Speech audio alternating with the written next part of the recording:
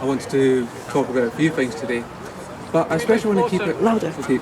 But I especially want to keep it short with regards to the way it seems people have been turned against each other with regards to whether or not you should wear a face mask or not. And it seems that there's been a few experiences that have happened, in particular with regards to the transport, where, of course, with that said, I do have high functioning autism myself. So usually I tend to have a good tendency of, not wanting to try and look people in the face whatsoever. So I couldn't really care less what people would be trying to do in terms of, just subtle amounts of staring, and with their own things of tutting, I just can't barely hear them anyway because they're talking about the face mask as well. But we've had some experiences on the train on the way to here, which I think Mum will probably talk about in later detail if she's willing to speak on the microphone later on, if it's another open mic session. But with the way people tend to be set off with regards to let's go off against another particular group, well, it seems to kind of all stem back to the likes of not just when, particularly in Nazi Germany, how the people were manipulated to think that the Jewish people were somehow a bad thing to their society and that they were a major problem, and therefore they had to turn against them with eventual bad consequences. But back in the time when it was leading up to a particular episode of when it led up to eventually the infamous famine in Ukraine during Joseph Stalin's reign, what happened before was, yes, the industrial revolution was there, and things were kind of just moderately good, but unfortunately things were not always perfect with regards to that time, as you would have found probably anywhere else, including here as well. The farmers were doing incredibly well, and the businesses that were there, but there were unfortunately plenty of people who did not quite afford the basic luxuries of life when they were living there.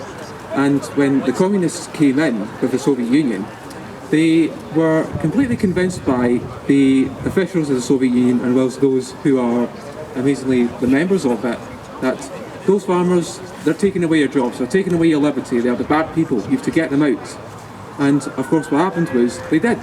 And what happened then was things really kind of went to S, and well, the family ended up coming along when the state took over the management of the farms.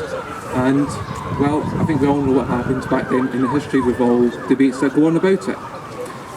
This kind of brings us on to the day where, and I kind of seen it earlier this year when, particularly in forms of social media, when of course it could have been the example of people could have coexisted with each other, which they kind of still do just about, when there can be those who, like us, choose not to wear face masks by choice, and then there are those who do, based on the fear they kind of see off the media, frankly.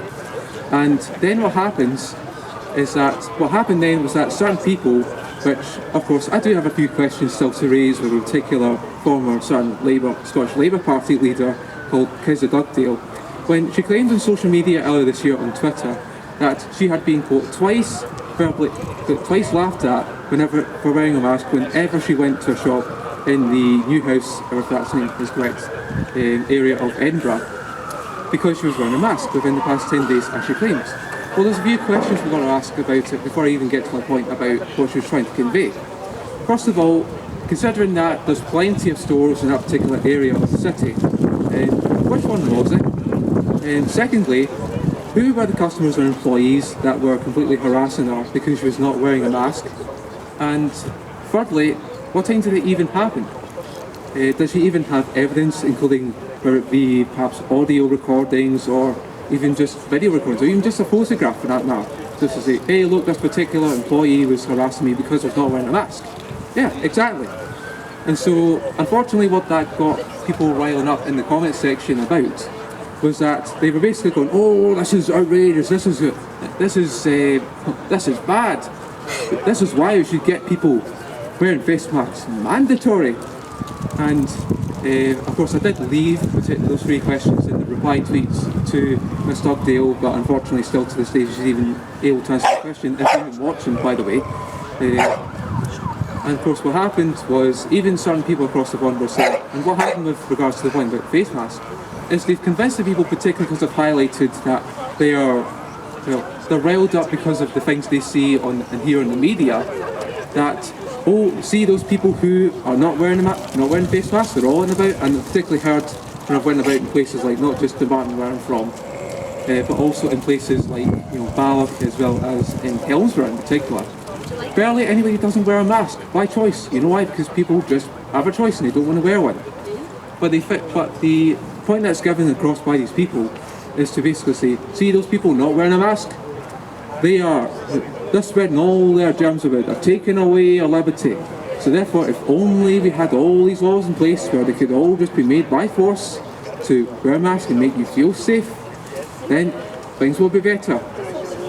And so this is the kind of mindset that does get generated out there. Even when you see certain protests about, even when I passed by in Argyle Street just earlier, the impression I'll be given of people, even if they're just standing about and just being a bit silent, is that, oh, because they're standing there and because they're not distancing themselves, well, they're helping to spread all the germs about the place.